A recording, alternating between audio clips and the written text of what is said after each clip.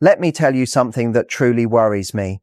Just last week, a 67-year-old woman walked into my office. She was graceful, smart, and had a very organized life. Then she said something that completely shocked me.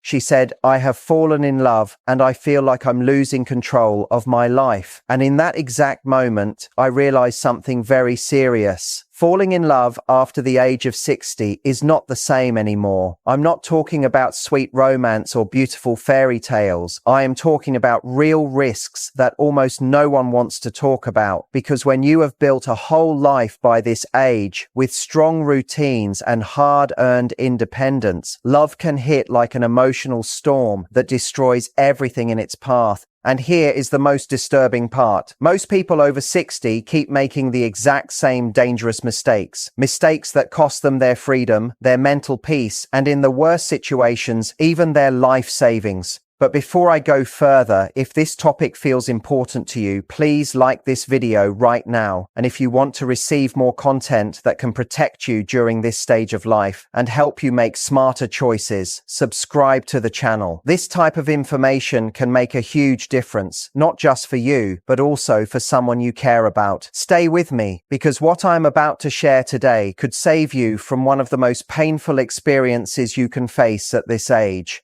And no, I am not exaggerating. Let's go directly into the truth.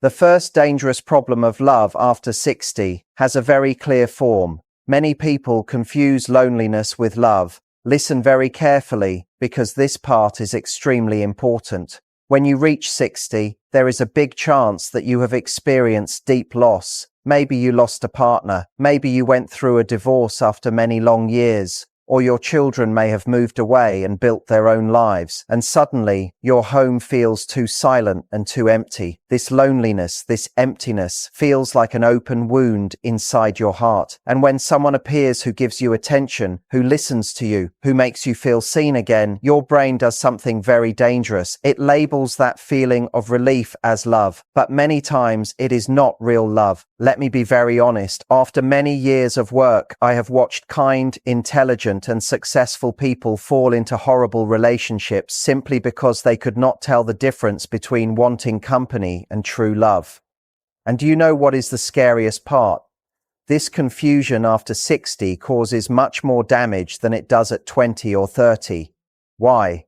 Because time feels very different. You begin to feel a deep urgency.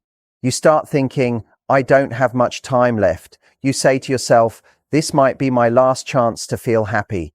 And this dangerous thought makes you skip the important steps. It makes you ignore clear warning signs. It pushes you to move emotionally much faster than you should. I have seen people start living together after less than 3 months. I have seen people mix their money after 6 months. And after 1 year, they sit in front of me completely broken, asking how their life turned into such a mess. And then comes the truth that most people don't want to hear. Loneliness is healed through real human connection, not always through romance. Your need to feel close can be satisfied through strong friendships, social activities, group events, community help, or returning to old hobbies and passions you once loved.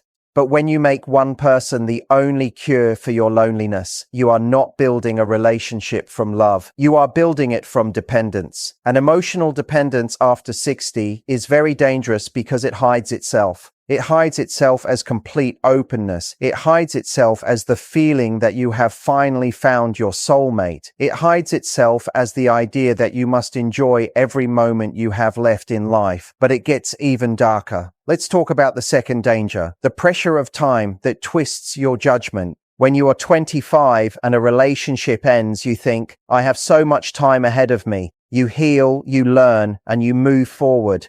But after 60, your mind whispers something very different. This is your last chance. If you miss it, you will grow old alone. This thought, this deep fear of endless loneliness, is one of the strongest emotional traps that exist. And I want you to understand something important. This fear is not silly, it is very human. The thought of being alone in older age truly scares most people. But here is where the real danger starts. Decisions made from fear almost always lead to pain.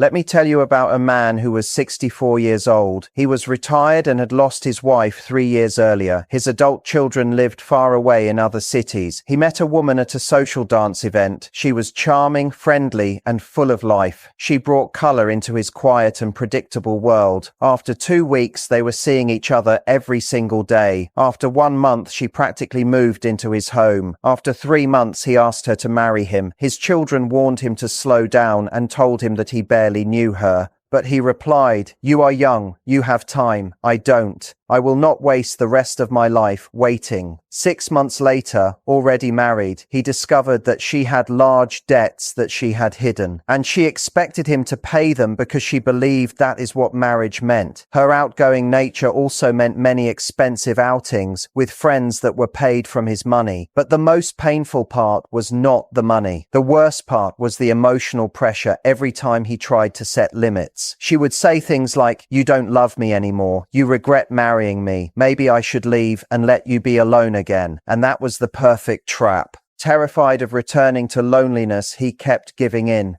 He lost his peace of mind. He lost his independence. He damaged his relationship with his children. And he lost a large part of his savings. All because he made choices from the feeling of now or never. But here is something almost nobody talks about.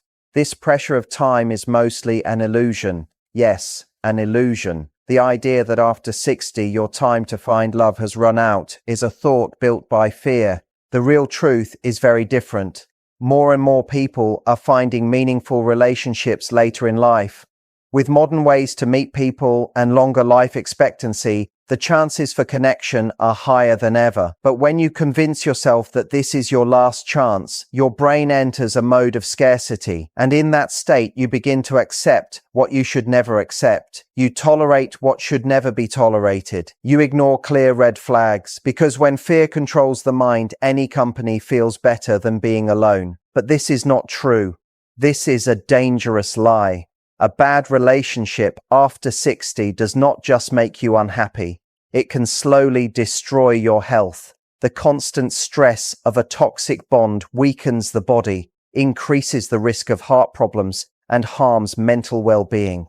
Being alone is far better than being trapped in a painful relationship, especially after 60. And it goes even deeper. There is a third danger, even more hidden than the rest. We need to speak about something many people feel ashamed to admit, but is extremely important to understand. And this part could change the way you see love forever at this stage of life. Money and wealth in relationships later in life is a subject many people feel uncomfortable discussing. And before you think this sounds cold or materialistic, let me be very clear. This is not about being selfish, calculating, or suspicious. This is about protecting yourself.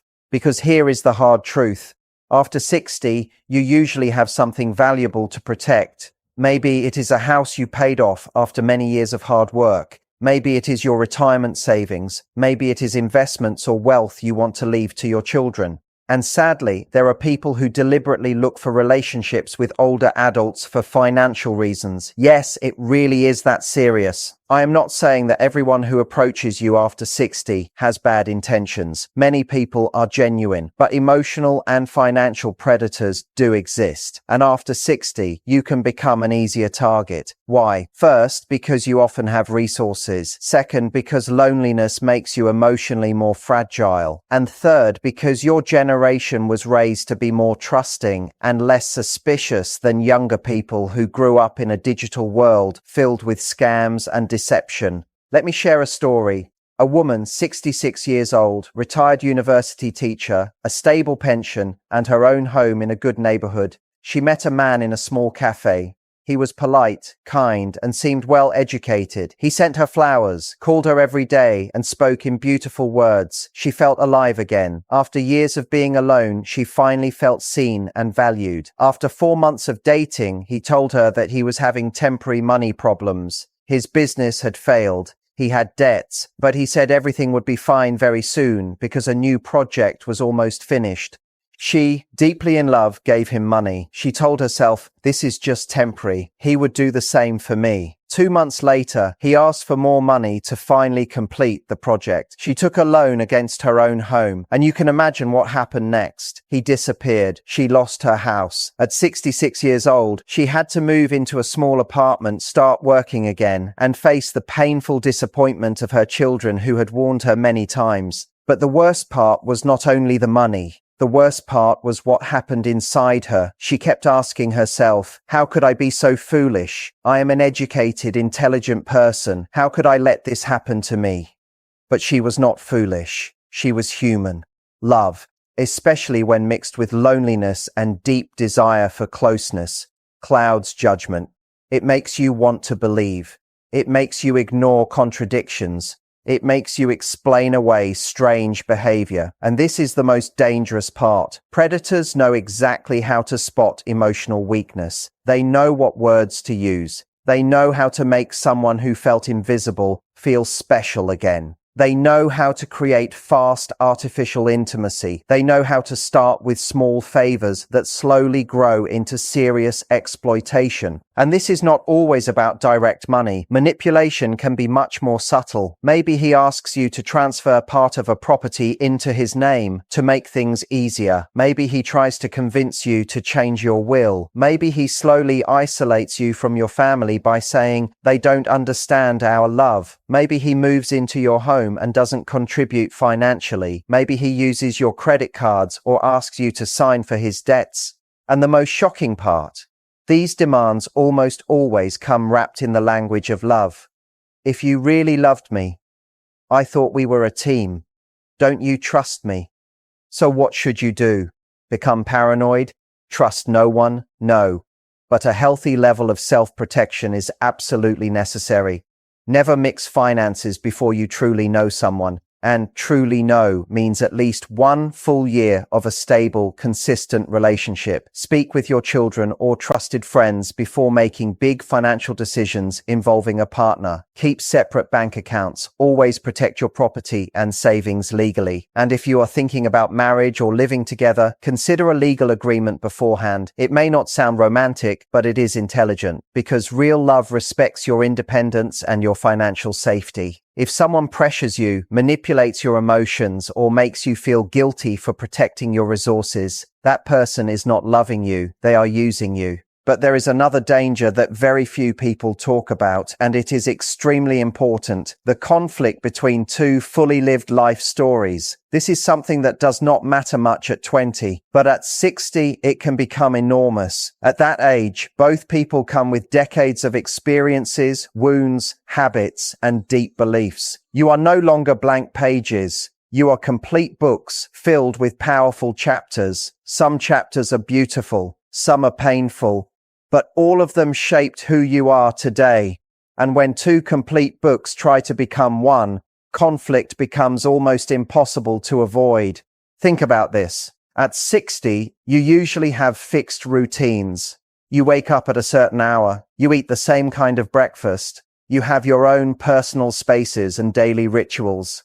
You have adult children who are part of your regular life. Maybe you have grandchildren you see on weekends. You have friendships that have lasted for decades. You have strong political opinions, moral values, or religious beliefs. You have your own way of managing money, organizing your home, and choosing how you spend your vacations. Now imagine another person entering this carefully built system. That person brings their own habits, their own children, their own friends, their own beliefs, and their own lifestyle. It is not simple. It is not small. It is a huge emotional and practical challenge. Not because love is impossible, but because combining two complete worlds is far more difficult than when two young people are just starting their lives. It requires patience. It requires self-awareness. It requires flexibility. And above all, it requires the courage to let go of certain old patterns without losing your true self.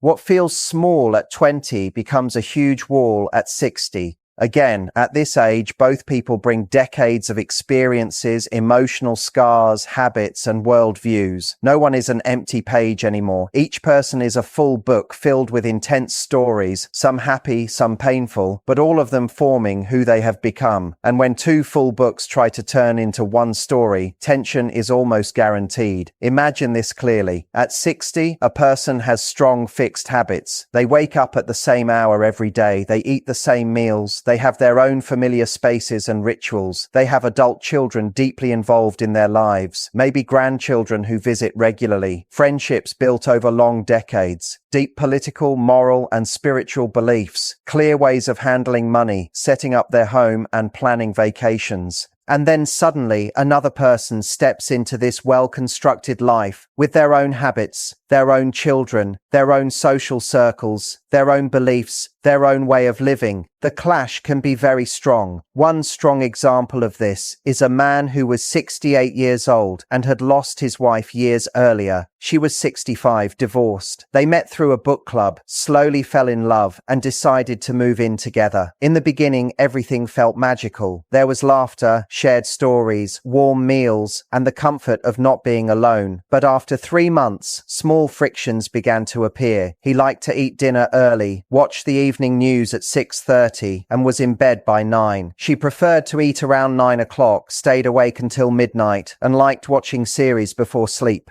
He was very clean and precise about order. She was more relaxed and comfortable leaving things around the house. But the real problems were not the small habits. They were much deeper. His son visited every Sunday with the grandchildren, and for him this time was sacred and untouchable. For him, it was family tradition. For her, it felt like they never had time alone because family was always present. She met her friends 2 times a week, which he slowly began to see as rejection. He felt that a couple should spend most of their free time together. Then came the most sensitive area of all. He was conservative in his views and she was more progressive. At first they avoided these topics, but soon every conversation felt like walking through a minefield. What happened next is very common. Both tried to change the other. He wanted her to adjust to his routines. She wanted him to be more flexible and spontaneous, but neither wanted to bend because both felt deep inside, "At my age, I am not going to change." And this is the real problem of love after 60. You need flexibility exactly at a time in life when you often have the least of it, not because people are stubborn, but because the mind has formed solid patterns over many years. Identity feels fixed. Habits are deeply rooted. Real change takes long, conscious effort, and many people at this stage either cannot or no longer want to invest that kind of energy. Then the silent struggle begins. Resentment starts to grow. Thoughts of the peaceful life they had before begin to appear. Comparisons with their previous quiet, independent life slowly take over, and what started as love slowly turns into a daily life filled with tension, sharp words, and small emotional wounds. I have seen couples who became physically ill because of this stress: anxiety, sleepless nights, digestive problems, constant tension in the body, the pressure of trying to merge 2 full lives without the tools or the willingness to truly adjust can be overwhelming. And now comes something that very few people say aloud. You do not have to live together. Yes, that is true. In the modern world, you can have a deep, stable, and meaningful relationship after 60 without living under the same roof every day. There is even a term for it: living apart but together, separate homes but connected hearts. Both people keep their own space, their independence, their routines. They meet often, share what matters, care for each other, but at the end of the day, each person returns to their own peaceful retreat. And for many people over 60, this form of relationship is actually perfect. It protects the mystery. It reduces daily conflict. It respects individuality. Society likes to tell us that true love must mean moving in together, that living separately means a lack of commitment. That idea is wrong. It is only an old cultural pressure. Real connection is not shown by sharing a roof. It is shown by respect, support, trust, and emotional presence. But there is an even more sensitive area that belongs among the greatest risks of love after 60. Sexuality later in life and how it can become an emotional trap. We have to speak clearly about something society likes to hide. People over 60 are still sexual beings. They still desire closeness. They still feel physical attraction. This desire does not disappear with age. It only changes shape. But when someone has gone for many years, sometimes even decades, without physical contact, returning to intimacy can feel overwhelming. And this is where great danger can hide. A person can confuse the strength of physical connection with real love. Let me explain in simple terms. If someone has been alone for many years, if their last intimate experience feels like a distant memory, and suddenly someone touches them again, looks at them with desire, makes them feel attractive again, the brain becomes flooded with powerful chemicals. The body releases powerful bonding hormones. This chemical rush can make a person believe they have found the love of their life. But in reality, it is often not love. It is the deep relief of a basic human need that has been asleep for a very long time. I have heard many people say, "I have never felt anything like this. This must be true love." And the honest response is usually, "How do you know it is love?" and not simply the return of intimacy after a long emotional drought.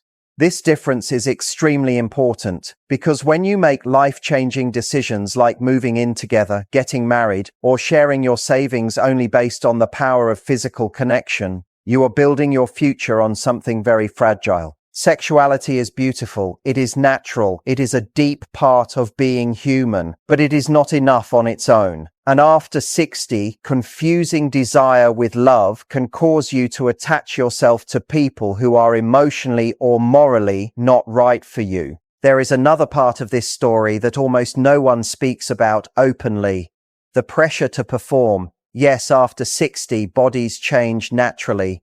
That is normal. But many people suddenly feel they must perform, must not disappoint, must prove that they are still attractive. This pressure can make people accept treatment they would never have tolerated before. I have seen women stay silent in the face of disrespect simply because they say, "At least I feel desired again." I have seen men stay in clearly harmful relationships because they think, "She makes me feel young again." Physical intimacy can turn into a golden trap, sweet, comforting, pleasing, but dangerously binding. A trap that keeps you tied to relationships that offer very little emotional safety or real care. But here is the truth that can set you free. You deserve a relationship where everything is aligned. Respect, honest communication, emotional support, true compatibility, and yes, also physical joy. You do not have to choose between love and desire. You do not have to accept "at least someone touches me." You deserve a connection that is whole, honest, and balanced. Because when you settle for less, you do not only deny yourself a healthy relationship, you also close the door to a love that could lift you up instead of slowly draining you. Fear of losing physical affirmation can make people tolerate what should never be tolerated. I have seen women endure emotional cruelty just to feel wanted again. I have seen men stay in harmful situations because being close to someone makes them feel alive and young. Physical closeness can become a golden but very dangerous addiction. Pleasant, comforting, but binding in a way that traps you in relationships that do not feed your soul. And this is where freedom lives. You deserve a connection where everything fits together. Respect, communication, emotional safety, true compatibility, and physical pleasure that feels safe and mutual.